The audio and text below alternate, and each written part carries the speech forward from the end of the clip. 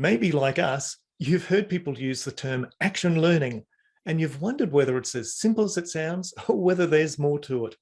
In today's episode, we're going to briefly explain action learning and point you to some great resources if you're interested in learning more.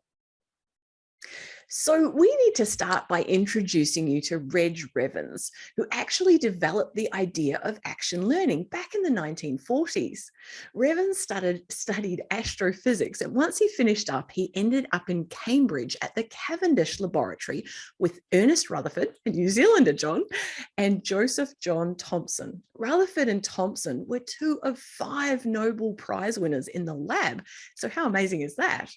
While you might think that they would feel as though they knew it all, apparently the openness of the scientists to peer review had a strong influence on Revans' thinking. The culture of the lab was that everyone was there to learn. Revans noted the importance of the need to ask the silly questions and not to pretend that you have the answers somewhere at hand. The lab held weekly seminars where if you were speaking, you had to describe where your research was not going well. John, it sounds like a really amazing environment to be part of. Oh, that's fabulous, Denise, and amazing that he was a Kiwi as well.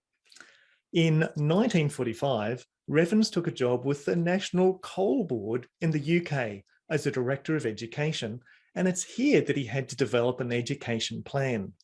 So Reg adapted what had been done in the Cavendish lab and got groups of pit managers meeting together in small groups to ask each other questions.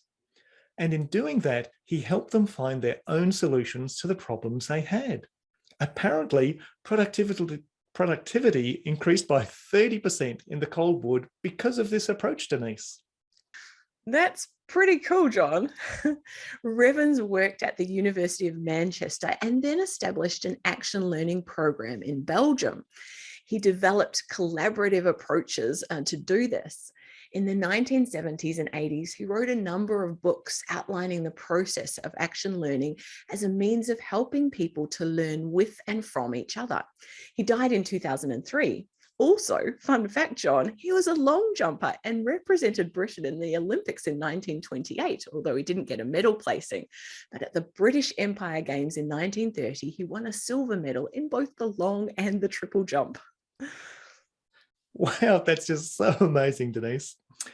In terms of action learning, Revans came up with a formula, L equals P plus Q. That is, learning equals programmed knowledge plus questioning insight. Another of his ideas became known as Revans' law. This states that in order for an organization to survive, the rate of learning must be equal to or greater than the rate of change in the external environment. Isn't that amazing, Denise? It is, John, and fascinating to think through.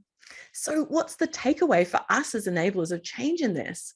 Well, at its heart, action learning emphasizes learning from each other's successes and failures rather than from experts.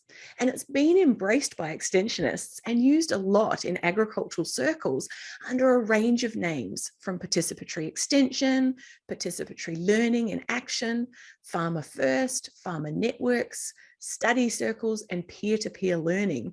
We've put just a small selection of papers that showcase what's been done into the show notes, but we're sure you'll know of others.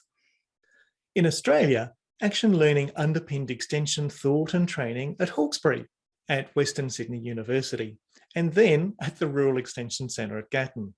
And then there's Bob Dick, who we've mentioned in an earlier episode, who is an action learning and research specialist based in Brisbane.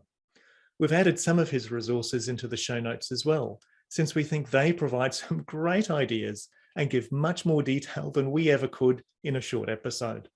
So to sum up, action learning from Reg Revans to Bob Dick is a process where groups of people come together to learn from their experiences and each other.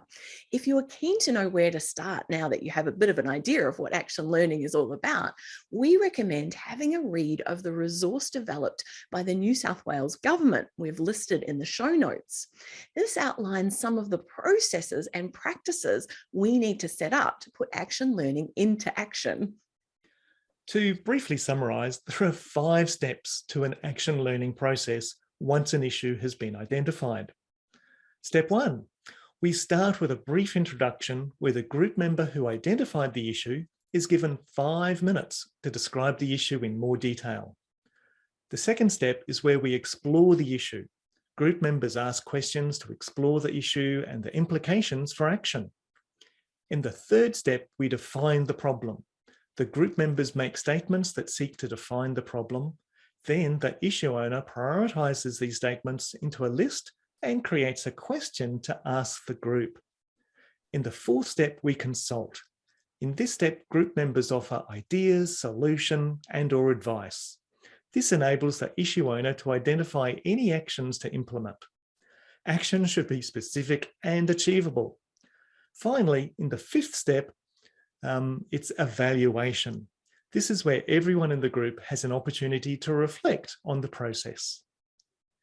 It's a neat little process, John. And so now you've heard our thoughts. We'd like to hear yours so we can learn from your experiences. Add a comment below the blog post and include any other papers or resources you found useful. We don't just want this to be a one-way conversation, so please join in by sharing your thoughts and ideas with us. Thanks, folks, for joining us on this Enablers of Change episode.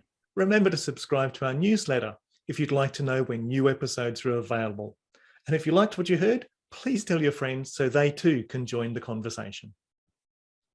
All the best until we meet again.